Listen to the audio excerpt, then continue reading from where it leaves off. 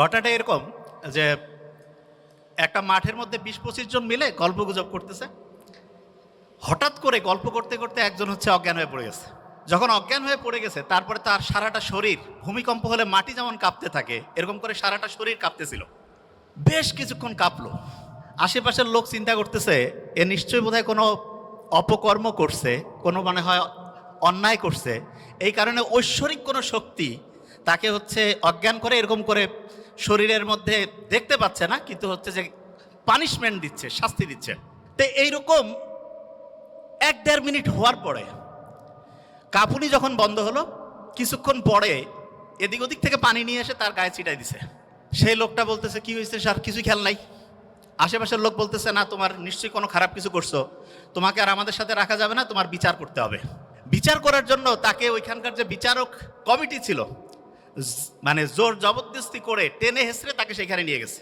নিয়ে যাওয়ার পরে যারা বিচারক আছেন তারা জিজ্ঞেস করছে যে তোমার সম্বন্ধে যে অভিযোগ আসছে এইটার ব্যাপারে তোমার বলার কি আছে। তো ওই লোক তো অজ্ঞান হয়ে গেছিল, সে জানেও না যে কি করছে। সে বলতেছে আমি তো কিছুই জানি না, কিছুই খেয়াল করতে পারছি না। আশেপাশের সবাই বলতেছে যে না, এরকম ঘটনা ঘটছে, সে অজ্ঞান হয়ে গেছিল, তার সারাটা শরীর ভূমিকম্প হলে মাটি যেমন কাঁপতে থাকে তার সারা শরীর কাঁপতেছিল। তখন বিচারকরা এদিক ওদিক তাকাইলো, সবাই একই সাক্ষী দিচ্ছে এবং বিচারকরা বুদ্ধিশুদ্ধি করে বলল যে তুমি নিশ্চয়ই এমন কিছু করছো, এই সমাজে তোমার আর রাখা যাবে না, তোমাকে ১ সপ্তাহের মতো সময় এখানে আমরা আলাদা করে, ওই যে করোনায় আক্রান্ত হইলে যেমন একদম আলাদা করে রাখতো না, শুধু আলাদা করে যে চেহারা দেখার বুদ্ধি নাই, খাবার দাবার দিত, এরকম করে ১ সপ্তাহ রাখবো। তারপরে তোমাকে এইখান থেকে, দ্বীপ থেকে বের করে অন্য জায়গায় নির্বাসনে পাঠিয়ে দেওয়া হবে। তা প্রাচীন গ্রিস দেশে ২৫০০ বছর আগে যখন যে কেউ এরকম ঘটনার মধ্যে পড়তো তখন তাকে এরকম করে জোর জবরদস্তি করে ওই বিচারকদের সামনে নিয়ে আসতো। বিচারকরা যখন শুনতো যে ৮-১০ জন বলতেছে যে হ্যাঁ এই লোকের এইরকম ঘটনাই ঘটছে, তখন তাকে ১ সপ্তাহ এক জায়গায় আটকে রাখার পরে তারপরে নির্বাসনে অন্য জায়গায় পাঠিয়ে দিত। তো এরকম করে প্রায় ১৫-২০ বছর চলছে এই ঘটনা প্রাচীন গ্রিসে। হঠাৎ করে একটা অদ্ভুত ঘটনা ঘটছে। ঘটনাটা একদিন বিচার চলছে, একজন এরকম অজ্ঞান হয়ে গেছিল, তার শাস্তি, তার পানিশমেন্ট কি হবে এটা নিয়ে যখন বিচারকরা আলোচনা করছে, হঠাৎ করে একজন বিচারক অজ্ঞান হয়ে গেছে এবং সেই বিচারকের সারাটা শরীর ভূমিকম্প হইলে যেমন কাঁপে সেই রকম তার শরীরটা কাঁপতেছিল। মানুষজন চিন্তা করতেছে যার প্রধান বিচারক, মানে বিচারকদের যে প্যানেল আছে তার মধ্যে প্রধান বিচারক যিনি, উনি অজ্ঞান হয়ে গেছে এবং তার সারাটা শরীর কাঁপতেছে। এখন অন্যান্য বিচারকরা চিন্তা করতেছে এনার বিচার কে করবে, এনাকে কি পানিশমেন্ট দেওয়া যাবে কিনা। এবং অন্য বিচারকরা বলতেছে না, আমরা যতদিন থেকে আসি ইনি তো আমাদের চিফ জাস্টিস, এনার তো কোনো রকমের অন্যায় দেখি নাই, কোনো খারাপ কাজ দেখি নাই, সারা জীবন খালি মানুষের উপকার করছে, এই লোক হঠাৎ করে অজ্ঞান হইল, কারণটা কি। তখন ওনারা একটা সিদ্ধান্ত নিল যে আচ্ছা এইটার আসলে কি অন্য কোনো কারণ আছে নাকি, সেটা জানার কোনো বুদ্ধি আছে কিনা।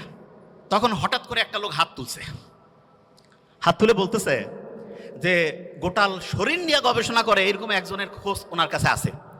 বলছে ঠিক আছে, তাহলে ওইখানে আমরা যাই, ওইখানে গিয়ে জানার চেষ্টা করি যে উনি এইটার অন্য কোনো কারণ আছে কিনা সেটা বলতে পারেন কিনা।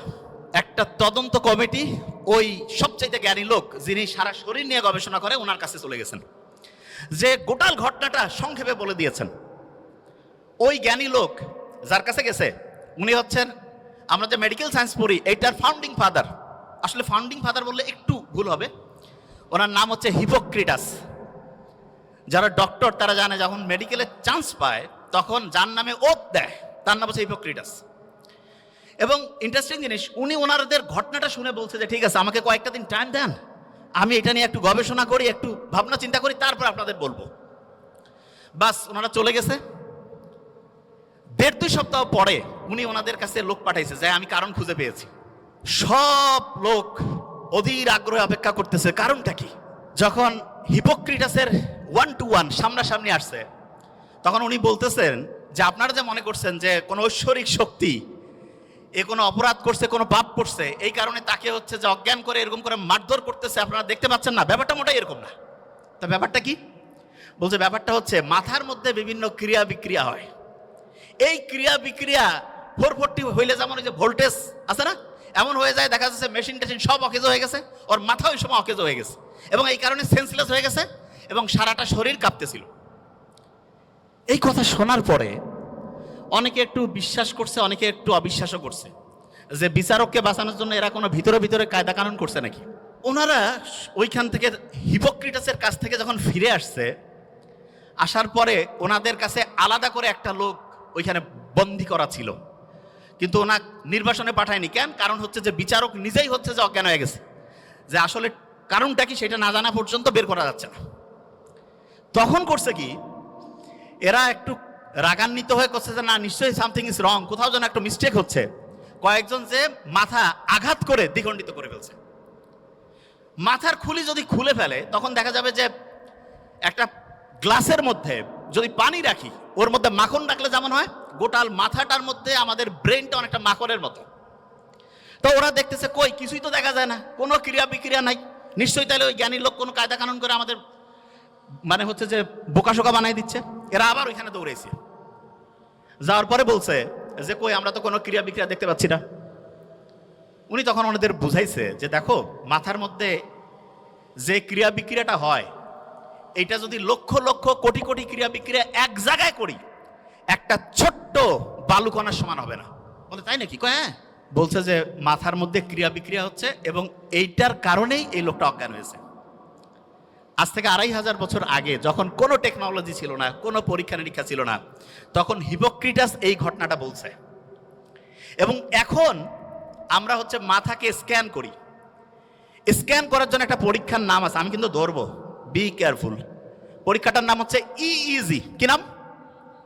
আচ্ছা, মনে রাখার একটা সহজ বুদ্ধি বলি। হার্টের পরীক্ষা করার জন্য ইসিজি করি না, মাঝখানে সিটা কেটে দিব, সি এর জায়গায় ই দিব, ইইজি। কি নাম? ইলেকট্রোএনসেফালোগ্রাম। মানেটা কি? ব্রেইনের মধ্যে প্রতি মুহূর্তে তরঙ্গ চলতেছে, ঢেউ। আমি তো বলি কি যে আমাদের ব্রেইনটা হচ্ছে একটা সমুদ্রের মতো। সমুদ্রের কথা শুনলে প্রথম মাথায় কি আসে? ঢেউ। অ্যাবসলিউটলি ঢেউ। প্রত্যেক মুহূর্তে ব্রেইনের মধ্যে ঢেউ চলতেছে। অনেক স্টুডেন্ট যে অল্প পড়ে ভালো করে, সেই বুদ্ধি আজকে আমরা ইনশাল্লাহ শেয়ার করব। এবং হাফেজ যে হয় মানুষ, অল্প ব্রেন, মাথায় কিছু থাকে না, কোরআন পড়তে গেলে সে শিখে ফেলছে। আল্লাহ কোরআনের মধ্যে এমন একটা অসাধারণ সামঞ্জস্যপূর্ণ শৈলী দিয়েছেন, ব্রেইনের মধ্যে ওই ওয়েভটা তৈরি হয়, ওই তরঙ্গটা তৈরি হয়, যেই তরঙ্গ তৈরি হইলে পরে পড়া লং টার্ম মেমোরি সেন্টারে রিজার্ভ হয়। প্রত্যেক দিন 5 ওয়াক্ত নামাজ পড়ি না, ব্রেইনের মধ্যে মোটা দাগে 5টা ওয়েভ আছে, মোটা দাগে 5টা ওয়েভ। এই 5টা ওয়েভের মধ্যে একটা ওয়েভ আছে সবচাইতে স্টুডেন্টের জন্য প্রয়োজনীয় ওয়েভ। এবং যে কোনো স্টুডেন্ট যে বুদ্ধিমান, সে চিন্তা করতেছে ওই ওয়েভটা যদি আমি তৈরি করতে পারি ব্রেইনে, আর তারপরে যদি আমি পড়ি, 1 ঘন্টায় 3-4 ঘন্টা পড়া হবে। এইটা তৈরি করার 2টা বুদ্ধি। একটা হচ্ছে ন্যাচারালি ব্রেইনের মধ্যে ওই ওয়েভটা তৈরি করা যায়, যেটা তৈরি করলে পরে অল্প একটু পড়লেই পড়া শর্ট টার্ম থেকে লং টার্ম মেমোরি সেন্টারে রিজার্ভ হওয়ার যে প্রক্রিয়াটা, এটা ফাস্ট হবে। আরেকটা আছে আর্টিফিশিয়ালি। আর্টিফিশিয়ালি মানে আমরা নিজেরা চাইলে পরে ব্রেইনের মধ্যে ওই ওয়েভটা তৈরি করতে পারবো। বেশিরভাগ জনের মাথায় আসতেছে যে আসলে ওই ওয়েভটার নাম কি, ঠিক না? 100% তাই তো আসার কথা, যে ওই ওয়েভটার নাম কি, যে সবচেয়ে দামি ওয়েভ যেটা আমাদের দরকার, ওই ওয়েভটা আসলে তৈরি হয় কিভাবে? আর ওই ওয়েভটা আমরা ন্যাচারালি তো তৈরি হলে তো আলহামদুলিল্লাহ, আর্টিফিশিয়ালি যদি তৈরি করতে পারি তাহলে সেটার সিস্টেমটা কি হবে, তাহলে স্টুডেন্ট ভালো হয়ে যাবে। একটা জিনিস, এবং আজকে আমরা যা যা আমি বলছি আমার কিন্তু খেয়াল আছে এবং ঘড়িও আছে, আমি কিন্তু ধরবো র্যান্ডম। এবং ধরার ক্ষেত্রে আমি একটা ক্লু দেই। ব্রেইনের প্রথম পরীক্ষার জন্য আমরা বলছিলাম ইসিজি না ইইজি? অ্যাবসলিউটলি ইইজি, ঠিক না? ইইজি। ব্রেইনের মধ্যে ওয়েভ কয়টা? 5টা। সবচেয়ে ভালো আছে একটা ওয়েভ, যেই ওয়েভটা থাকলে পরে পড়া দ্রুত শর্ট টার্ম থেকে লং টার্ম মেমোরি সেন্টারে যাবে এবং পড়াটা সহজে আয়ত্তে আসবে। এই ওয়েভটা ইংরেজির প্রথম বর্ণের নাম কি? এ দিয়ে শুরু, আলফা ওয়েভ। কি নাম? Alpha wave. এবং আলফা ওয়েভ এইটা যখন ব্রেইনে তৈরি হয়, প্রতি মুহূর্তে 8টা থেকে 12টা, প্রতি সেকেন্ডে 8টা থেকে 12টা ঢেউ চলে। কয়টা? 8টা থেকে 12টা। এখন অনেকে বলতে পারে যে ভাইয়া ব্রেইনের মধ্যে যদি জলোচ্ছ্বাস হয় যে খুব ঢেউ বাড়তেছে, তাইলে কি হবে? তাহলে যেটা হয় সেটার নাম হচ্ছে গামা ওয়েভ। কি নাম? Gamma wave. ওই সময় প্রতি সেকেন্ডে ব্রেইনে 40টারও বেশি, 60টা পর্যন্ত ঢেউ উঠতে পারে। বেশি ঢেউ উঠলে পরে ব্রেইনে যা রাখতেছি সব ভাষায় নিয়ে চলে যাবে, ব্রেইনে আর রিজার্ভ হবে না কিছু। এই জন্য ব্রেইনে রিজার্ভ করার জন্য আমাদের আলফা ওয়েভ রাখতে হবে, আলফা ওয়েভ। এখন প্রশ্ন হলো, আলফা ওয়েভ ব্রেইনে ন্যাচারালি কখন তৈরি হয় সেটা আগে বলি। মোহাম্মদ সাল্লাল্লাহু আলাইহি ওয়াসাল্লাম যে বলছে যে রাতের এশার নামাজের পরে উনি কোনো মিটিং, কোনো মিছিল কিচ্ছু রাখতো না, কোনো কথা নাই, স্ট্রেট বেড, সোজাসুজি ঘুম। আর্লি উনি ঘুমাইতো। আমাদের ডক্টরদের মধ্যে অনেকের লাইফস্টাইল খুবই খারাপ, যত বড় অফিসার লাইফস্টাইল তত খারাপ। কয় যে লেট নাইট প্রোগ্রাম শয়তানি প্রোগ্রামের অন্য আরেকটা নাম, believe me. Late night program, কিসের লেট নাইট? যা হবে আর্লি। এবং ঠিক এশার নামাজের পরে যদি আমরা ঘুমাই তাহলে ইনশাআল্লাহ আমাদের ব্রেইনের মধ্যে একটা সুপার ক্লক আল্লাহ বসায় রাখছে, হাইপোথ্যালামাসের মধ্যে আছে, টিক টিক টিক টিক করে চলতেছে, ওর কোনো টাইম দেখা লাগে না, অটোমেটেড অ্যালার্ম সেট আপ করা আছে, অ্যালার্ম বাইরে থেকে ঘড়িতে দেওয়া লাগবে না। কেউ যদি এশার নামাজের পরে ইনশাআল্লাহ ঘুমায় যায়, ভোর 3টা, 3:30, 4টার মধ্যে ঘুম থেকে উঠবে। কিন্তু ইন্টারেস্টিং পয়েন্টটা ওই জায়গায় না। ইন্টারেস্টিং পয়েন্টটা হচ্ছে বেশিরভাগ স্টুডেন্ট বলে যে আমি রাতে ঘুমাইলাম 12টায়, সকালে উঠলাম 7টা, 7 ঘন্টা তো আমি ঘুমাইলাম। আর একজন ঘুমাচ্ছে রাত 9টায়, সে উঠলো ভোর 4টায়, সেও 7 ঘন্টা।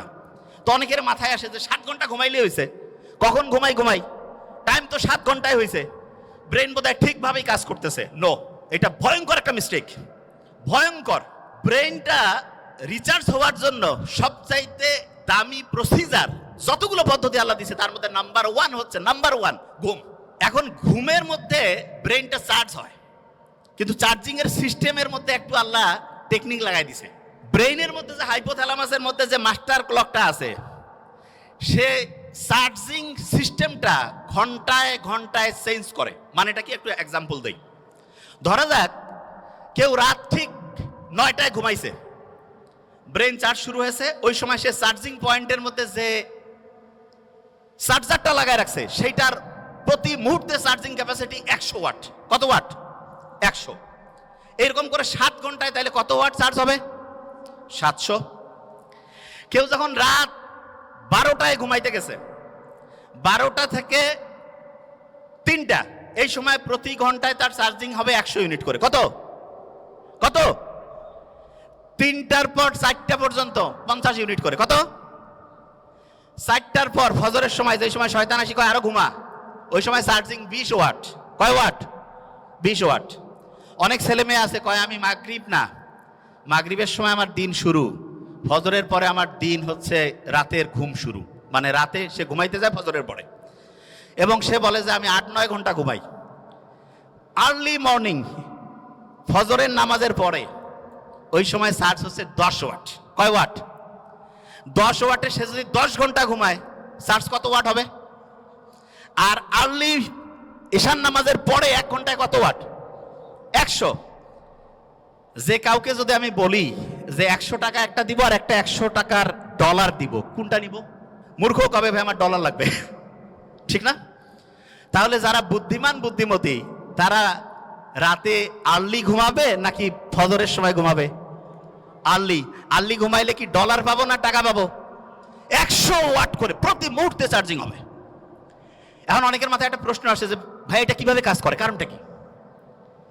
আল্লাহ ওই যে ঘড়ি হাইপোথ্যালামাসের মধ্যে বসায় রাখছে, সেইখানে ঘুমের মধ্যে 2টা ভাগ করছে। একটা হচ্ছে ডিপ স্লিপ, কি নাম? আরেকটা হচ্ছে বলা যেতে পারে হালকা স্লিপ। বুঝার জন্য, কি স্লিপ? হালকা। তার মানে একটা হচ্ছে ওই যে চার্জিং এর জন্য আছে না, যে পাওয়ারফুল চার্জিং, ওই যে খুব দ্রুত হয়, এইটা হচ্ছে ডিপ স্লিপ। কি sleep? Deep slip.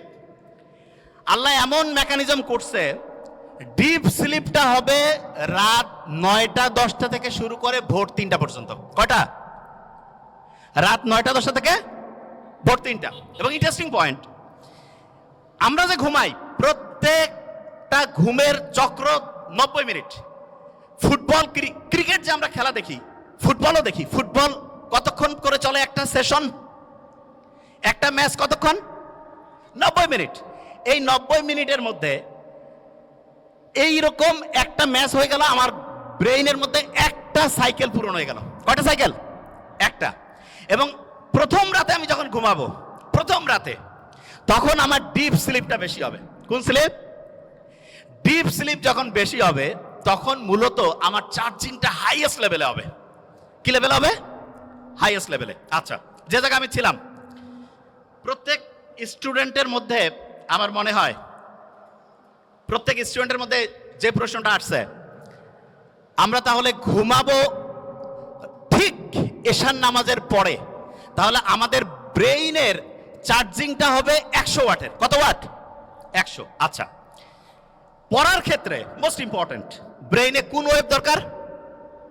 Alpha wave. Naturally alpha ওয়েভটা আমি পাবো আর্লি মর্নিং। আর্লি মর্নিং মানে হতে পারে ভোর 4টা-5টা থেকে সকাল 8টা-9টা। এই সময়ে ব্রেইনে আলফা ওয়েভ থাকে এবং আলফা ওয়েভের ঢেউ প্রত্যেক মুহূর্তে 8 থেকে কত? 8 থেকে 12। এই সময়ে 1 ঘন্টায় যে পড়া হবে, দিনের অন্য সময় যখন ব্রেইনে আলফা ওয়েভ নাই, ওই সময় ওই 1 ঘন্টার পড়া পড়তে 4-5 ঘন্টা লাগবে। তার মানে হচ্ছে একটা মুসলমান স্টুডেন্ট বা যে কোনো, সে যে ধর্মেরই হোক, কারণ ব্রেইন সবার জন্য সেম ওয়েতে কাজ করবে। আল্লাহ সবার জন্য কিছু জিনিস ইউনিভার্সাল করে দিয়েছেন। একটা ব্রেইনের মধ্যে আলফা ওয়েভ তৈরি করে যখন স্টুডেন্ট পড়তে থাকবে, তখন দেখা যাবে যে সেই স্টুডেন্ট 1 ঘন্টা পড়লে পড়ে 4-5 ঘন্টার পড়া তার ব্রেইনের শর্ট টার্ম থেকে long term memory centre reserve হওয়ার প্রক্রিয়া গতিশীল হবে। তার মানে যেই স্টুডেন্ট আর্লি মর্নিং পড়বে সে আলফা ওয়েভ পাচ্ছে এবং তার পড়ার গতি খুব দ্রুত হচ্ছে। এটা হচ্ছে ন্যাচারালি। এখন অনেকে বলতে পারে যে ভাই আমি ন্যাচারালি তো জানলামই, আমি কৃত্রিমভাবে ব্রেইনে আলফা ওয়েভ তৈরি করতে চাই, সেইটার কোনো বুদ্ধি আছে কিনা? এটা সবচেয়ে ইন্টারেস্টিং, যে আমি কৃত্রিমভাবে যদি তৈরি করতে পারি, যখন মন চাইলো তখন ব্রেইনে আলফা ওয়েভ নিয়ে আসলাম, তার মানে অল্প সময়ে পড়লাম, পড়া হিউজ ভাবে হচ্ছে ইম্প্যাক্ট করে ফেললো। এইটার জন্য আল্লাহ অসাধারণ একটা সিস্টেম দিয়েছেন আমাদের। এবং আমি আশা করব যে কোনো পর্যায়ের লোক, যে কোনো, এখন থেকে এই জিনিসটা ফলো করতে পারে। সেটা কি? বিজ্ঞানীরা অবাক হয়েছে, আমরা যখন নামাজের মধ্যে দাঁড়াই, নামাজ যখন কেউ পড়ে এবং মন দিয়ে নামাজ পড়া বলতে কি, আমি এখন একটা ঘটনায় আসছি, মন দিয়ে কেউ যখন নামাজ পড়ে, ওই সময় তার ব্রেইনের মধ্যে আলফা ওয়েভ তৈরি হয়ে যায়। কি হয়? Alpha wave. নামাজ পড়ে আসলাম, এবং ইসলামে কিন্তু ফরজ নামাজটা মসজিদে পড়ার পরে অন্য যে কোনো নামাজ বাড়িতে পড়তে উৎসাহিত করছে। আমার তো মাঝে মধ্যে মনে হয় যে বাড়িতে নামাজ পড়েই বইটা একটু হাতে নেওয়া উচিত। বইটা একটু হাতে নিলাম, নিয়ে একটু যদি পড়ি, ব্রেইনে আলফা ওয়েভ তৈরি হয়েছে। আচ্ছা, অনেকের মাথায় প্রশ্ন আসে যে ভাই নামাজ পড়লাম, ব্রেইনে আলফা ওয়েভ তৈরি হলো, কতক্ষণ থাকবে? এটা বোঝার একটা এক্সাম্পল দেই। ফ্যান একটা চলতেছে, যদি বন্ধ করি সাথে সাথে কি অফ হবে? কিছুক্ষণ ঘুরবে না? অ্যাবসলিউটলি এই ঘটনাটা ব্রেইনে ঘটে। যখন আলফা ওয়েভ, নামাজ পড়লাম, নামাজের পরে যদি 20টা মিনিট পড়ি, 20 মিনিটে দেখবো অন্য সময়ের 1.5-2 ঘন্টার পড়া হয়ে গেছে। তাইলে আর্লি মর্নিং 4-5 ঘন্টা, আর প্রত্যেকবার নামাজ পড়ছি, নামাজ পড়ার পরে যদি 20 থেকে 25 মিনিট করে পড়ি, ইনশাআল্লাহ ব্রেইনে দেখবো 20 মিনিটে 2-2.5 ঘন্টার পড়া হয়ে যাবে। তার মানে বাকি টাইম অন্য যে কোনো কাজই করি না কেন, ইনশাআল্লাহ আমার পড়া একাডেমিক, তারপরে অ্যাডমিশন যেই লেভেলে আমি পড়তে চাই, ইনশাআল্লাহ অসাধারণ প্রিপারেশন হয়ে যাবে। এখন হাফেজ যারা হয় তারা পরে আল্লাহর কালাম পড়ে, ঠিক না? এবং কোরআনের গঠন শৈলী কেউ যদি অ্যানালাইসিস করে অবাক হয়ে যাবে, এত সুন্দর মিল। আমি তো আরবি পড়ি, বোঝার চেষ্টা করি। কেউ যদি সূরা নাসটা পড়ে, নিশ্চয়ই মনে মনে একটু আমরা যদি পড়ি, হ্যাঁ, কুল আউযু বিরাব্বিন নাস, মালিকিন নাস, সবগুলোর মধ্যে একটা কি অসাধারণ ছন্দ আল্লাহ দিয়ে রাখছেন। এবং এই ছন্দটা এমন যেটা ব্রেইনটাকে, তরঙ্গগুলোকে হচ্ছে কুল ডাউন করে আলফা ওয়েভে আনতে হেল্প করে। তার মানে নামাজের টাইম নাই, মন চাচ্ছে যে আমি একটু পড়া আমার আলফা ওয়েভে পড়বো, কোরআনটা বের করে সূরা ফাতিহাটা একটু পড়ি, আর কিচ্ছু করা লাগবে না, তারপরে হচ্ছে 20 মিনিট পড়বো, ব্রেইন আলফা ওয়েভে ইনশাআল্লাহ 20 মিনিট অটোমেটিক কাজ করবে। অনেকে মনে করে কোরআন পড়তেছি টাইম লস হবে, মূর্খ। ব্রেইনে আলফা ওয়েভ থাকলে যাই করবো 20 মিনিটে তো 1.5-2 ঘন্টা। কেউ পারবে আমার সাথে? কেউ পারবে? প্রশ্নই আসে না। কোরআন যখন পড়ে কেউ, দেখা যাচ্ছে ক্লাসের পড়া হয় না, সাধারণত হাফেজিতে, সাধারণত এখন আল্লাহর রহমতে ট্রেন্ড চেঞ্জ হয়েছে, দেখা যায় যেই ছেলে মেয়ের কোনো বুদ্ধিশুদ্ধি নাই, কাউকে আল্লাহর রাস্তায় দিয়ে দাও, আল্লাহর রাস্তায় দিল, কিন্তু দেখা যাচ্ছে সেও হাফেজ হয়ে আসছে, ঠিক না? তা আল্লাহ তো বলছে যে আমি তো তোমাকে হেল্প করবই, এবং আল্লাহ যে প্যাটার্ন দিয়েছে সেইখানে কোরআন পড়ার পরে আলফা ওয়েভ তৈরি হয়, দ্রুত তার পড়া, দেখা যাচ্ছে শর্ট টার্ম থেকে লং টার্ম মেমোরি সেন্টার রিজার্ভের প্রক্রিয়াটা গতিশীল হয়। তার মানে আমরা তিনটা জিনিস অলরেডি শিখছি, শেয়ার করেছি তিনটা জিনিস। নাম্বার ওয়ান, আর্লি মর্নিং যদি পড়ি ব্রেনে কোন ওয়েভ? আলফা। যখন নামাজ পড়লাম তারপরে কোন ওয়েভ? যখন কোরআন পড়লাম তারপরে কোন ওয়েভ? আলফা। তিনটা বুদ্ধি পেয়েছি। আচ্ছা, এখন একটা প্রশ্ন আসে, সেটি হচ্ছে অনেকেই বলে যে ভাই আমি তো নামাজ কালাম পড়ি, রোজা রাখি, সবই আছে, একটু ইসলামের বাইরে অন্য কোনো কিছু করি, তা কি এমন হবে? ভালো আমল আর যদি খারাপ আমল কাটাকাটি করে কিছু থাকলে তো আমি ডান হাতে আমল নামা পেয়ে বেহেশতে চলে যাব, এরকম চিন্তা কিন্তু অনেকের মাথার মধ্যে আছে। তাই এইরকম একটা প্লেনের মধ্যে দুইজন যাত্রী পাশাপাশি বসা, একজন মুসলমান আর একজন অন্য ধর্মের। অন্য ধর্মের বলতেছে যে অফার করছে যে একটু ওয়াইন খাও, তা বলছে না না আমি কেন ওয়াইন খাবো, আমি মুসলমান। আরে বাবা তুমি কি এখন মসজিদে আসো নাকি, ওয়াইন খেলে কি হবে? বলছে না আমি ওয়াইন খাই না। তখন যে ওয়াইন অফার করতেছে সে বলতেছে যে তোমাদের যে কি ধর্ম রে বাবা, গির্জায় গেলে আমরা ওয়াইন খাই না, তোমরা আবার মসজিদ না মানে হচ্ছে বাড়ি না, একটু ফ্লাইটের মধ্যে একটু রিল্যাক্স করবা তবু ওয়াইন খাবা না, ব্যাপারটা কি? তখন পাশে বসা যে মুসলমান সে বলতেছে যে এই গাড়ির মানে ফ্লাইটে তো যে এটার যে চালক তিনি কিন্তু খ্রিস্টান। বলছে হ্যাঁ খ্রিস্টান, ইউরোপের ঘটনা। তা বলতেছে আচ্ছা ওনাকে যদি এখন মদ খাওয়ানো হয় তুমি কি জানার পরে এই ফ্লাইটে যাবা? কয় না আমি কেন যাবো। কয় কেন যাবা না? বলছে উনি তো এখন ডিউটিতে আছে, ডিউটিতে কেন হচ্ছে মদ খাবে? তখন ওই মুসলমান বলতেছে যে আমাদের মুসলমানের গোটাল জীবনটাই হচ্ছে অন ডিউটি। অন ডিউটি, পড়া, বিয়া শাদী, কথা বলা, কথা শোনা, যা কিছু আছে অন ডিউটি। বিলিভ মি, এটাই সবচেয়ে সত্যি কথা। অনেকে আমরা মনে করি কি মসজিদের মধ্যে যাবো ওই সময় আল্লাহ আল্লাহ করবো, আল্লাহ আল্লাহ তো অবশ্যই করবো, কিন্তু আল্লাহ প্র্যাকটিক্যাল জিনিসটা সবচেয়ে বেশি পছন্দ করেন, সবচাইতে বেশি পছন্দ করেন প্র্যাকটিক্যাল। এবং আল্লাহর কাছে যখন আমরা দোয়া করি রাব্বানা আতিনা ফিদ দুনিয়া, দুনিয়াও লাগবে আখেরাতও, হ্যাঁ, তবে দুনিয়া পাইতে গিয়ে যাতে আখেরাত ধ্বংস না করি, এইটা খুব গুরুত্বপূর্ণ। নিশ্চয়ই বাদশা সোলাইমানের ঘটনা আমরা জানি। বাদশা সোলাইমান, ওনাকে একবার এসে বলতেছে যে তুমি কি দুনিয়া চাও না আখেরাত চাও? তো উনি খুব বুদ্ধিমান, আল্লাহর নবী সম্ভবত, আমার এটা আবার বাদশা সোলাইমান, হ্যাঁ দাউদ আলাইহিস সালামের সম্ভবত সন্তান, আমি যতদূর আমার মাথায় আসে। তা উনি বলতেছে বুদ্ধি করে চিন্তা করে যে না আমি আখেরাত চাই। তা বললো তুমি আখেরাত চাও, দুনিয়া তোমার খুশি হয়ে দিয়ে দিলাম। তার মানে কেউ যদি আখেরাতে চিন্তা করে, অনেকে চিন্তা করে আখেরাতে চিন্তা করলে দুনিয়া ধ্বংস হয়ে যাবে, কমপ্লিটলি মিস্টেক। এবং এটার কারণটা কি সেটা বলি। অস্ট্রেলিয়ার একজন ডক্টর, নামটা এখন মাথায় নাই, আমরা কয়েকদিন আগে আমি ওনার আর্টিকেলটা পড়লাম, অ্যাবসলিউটলি 2 সপ্তাহ আগে, মুসলমান ডক্টর। উনি গাজায় গেছে, প্যালেস্টাইনের হচ্ছে যে ইয়া করছে, ওটাকে কি বলে, অপারেশন করছে।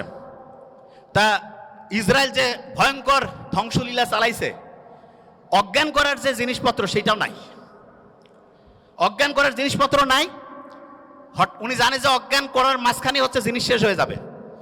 অপারেশনের মাঝখানে ঘুম থেকে উঠছে, উঠে কোরআন তেলাওয়াত শুরু করছে, তারপরে অপারেশন উনি বন্ধ রাখছে। তা যিনি রুগী বলতেছেন আপনি অপারেশন করেন, বলছে ইশারা করছে, কোরআন তেলাওয়াত করছে, ইশারা করছে, বলছে তুমি কষ্ট পাচ্ছ না? উনি কোরআন তেলাওয়াত করছেন। তখন ওই অপারেশনের পাশে যে আরেকজন আছে বলছে না উনি কষ্ট পাচ্ছেন না। তা এই ঘটনাটা যখন শুনলাম তখন মনে হলো আল্লাহ যে বলছে যে কোরআন হচ্ছে শেফা, আমরা তো বিশ্বাস করি সত্যি টঙ্গর মগর বিশ্বাস, খোসর মসর, ওইরকম বিশ্বাস নাই হবে হবে কি না। এবং সত্যিকার অর্থে অ্যানেস্থেটিক মানে অজ্ঞান করার যে জিনিসপত্র একটা নাই, কিন্তু আল্লাহর রহমতে সে কোরআন তেলাওয়াত করছে, কষ্ট পাচ্ছে না। ওই ঘটনাটা জানি তো, আলী রাদিয়াল্লাহু তাআলা আনহুর যে পায়ের মধ্যে তিল লাগছিল, নামাজের সময় বের করতে বলছে। আল্লাহ দেখাই দিচ্ছে। এখন কেউ যদি প্যালেস্টাইনের ঘটনাগুলো একটু অ্যানালাইসিস করে দেখবে আল্লাহ যে আছে, এবং কেউ যদি আল্লাহকে ওইভাবে মন থেকে চায় অবশ্যই অবশ্যই পাবে। আচ্ছা, যে জায়গায় আমি শেষ করবো এখন, ইটালির একটা বিখ্যাত মানুষ আছে যার নাম বুসকালিয়া। উনি যেখানে যাইতো ওনার কথা শোনার জন্য হাজার হাজার মানুষ এসে উপস্থিত হইতো। তো ওনাকে একদিন জিজ্ঞেস করছে যে আপনি এত কিছু জানেন কি করে? উনি বলতেছে যে আমাদের ফ্যামিলিতে আব্বার একটা অদ্ভুত নিয়ম ছিল।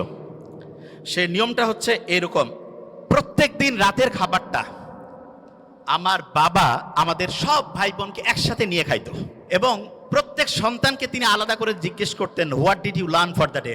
আজকের জন্য তুমি কি শিখছো? প্রত্যেককে বলতে হইতো। একজন যদি ঠিকভাবে বলতে না পারে যে আমি আজকে কিছু শিখি নাই, খাবার টেবিলে খাবার রেডি, এক এক করে সবাই উত্তর দিচ্ছে, একজন বলছে আমি ঠিক আজকে কি যে শিখছি বুঝতেছি না, বাবা বলতো খাবার একটু দেরি হবে, বই নিয়ে আসো, পড়ো, সবাই মিলে শিখি, তারপরে খাবো। তা বুসকালিয়া বলতেছে যে আমরা যখন ছোট ছিলাম আব্বার এই অদ্ভুত আচরণে খুব বিরক্ত হইতাম, যে কি টর্চার শুরু করছে আমাদের। তা প্রত্যেক দিন বিকালবেলা প্রত্যেক ভাই বোন একজন আরেকজনকে বলছে, তুই কি শিখছিস আজকে বল। একজন যদি কেউ না শিখে, কারণ ওর জন্য সবারই খাওয়া বন্ধ, পরে শিখতে হবে তারপরে খাবে, তখন প্রত্যেকেই একদম রেডি বসে সবাই বলা শুরু করে দিছে। এমন হয়েছে একসাথে কয়েকজন, তাড়াতাড়ি বলতে হবে, তাড়াতাড়ি খাইতে হবে, ছোট্টবেলায় যেটা হয়। তা আমি অভিভাবকদেরকে বলবো, আপনি আপনার সন্তানের জন্য একটা কাজ করেন, জাস্ট ওয়ান। সেটা কি? প্রত্যেক দিন সে কি শিখছে সেটা আপনি শোনার চেষ্টা করেন। প্রত্যেক দিন কি শিখছে সেটা শোনার চেষ্টা করেন। এবং এক্ষেত্রে আমি সবসময় বলি, শোনার তো এখন টাইম নাই, টেকনোলজির কিছু ভালো ব্যবহার আছে। ছেলে মেয়ে দূরে পড়ে, কোনো সমস্যা নেই, একটা চমৎকার ডায়েরি তাকে কিনে দেন। ডায়েরিতে বলেন যে প্রত্যেক দিন বাবা তুমি আমাকে হচ্ছে ডায়েরিতে এই যে এরকম করে লিখে দিবা, তোমার 30 দিনের জন্য মান্থলি ধরো বরাদ্দ 10,000 টাকা, প্রত্যেক দিনের ডায়েরি লেখার জন্য তুমি 300 টাকা পাবা। মাসে যদি তুমি 20 দিন ডায়েরি জমা দাও 6,000, 4,000 নাই, কিচ্ছু করা লাগবে না। ছোট্ট মানুষ তো, সে চিন্তা করবে আমার এই টাকাটার দরকার আছে, ঠিক না? তুমি ডায়েরি লিখে দিবা না, তোমার কিছু করতে হবে না, ওকে ফাইন, দেখা যাবে তুমি 4,000 টাকা কম পেয়ে কিভাবে চলো। এবং এটা রেগুলার করতে হবে। আমার ছোট ভাই ওইখানে আছে, ডক্টর নোবেল, তারা যখন কলেজে পড়তো আমি ওদেরকে রসুন আর গরুর মাংসে ঝোল দিতাম। আমি মেডিকেলে পড়তাম, তা আমার বন্ধু, আমার রুমমেট যারা বলতো, দোস্ত তুই এরকম কেন রে, একটু গোস্ত দিবি। আমি বলছি না, এখন গোস্ত খাইলে ভবিষ্যতে গোস্তের কি আকর্ষণ সেটা থাকবে না। এই জন্য অনেকে আছে না, সন্তানকে সব কিছু দিয়ে দেয়, মোটেই না। আপনার যা কিছু আছে ওইটা যদি সন্তান বুঝেছে ওইটা ওর, আপনার সন্তান ধ্বংস হওয়ার সম্ভাবনা 99%। এই জন্য সন্তানকে কষ্ট করাইতে শিখবেন, এবং এটা ম্যান্ডেটরি। এবং তাকে বুঝাতে হবে যে বাবা তুমি যেই ফ্যাসিলিটি পাচ্ছ এটা হচ্ছে এক্সট্রা, তোমাকে নিজে সব কিছু করে সামনে তোমার হিসাব, তোমার আমল তোমার হবে। আমার এখানে যেটা আছে এটা যে তুমি পাচ্ছ এটা তোমার এক্সট্রা দিচ্ছি তোমাকে।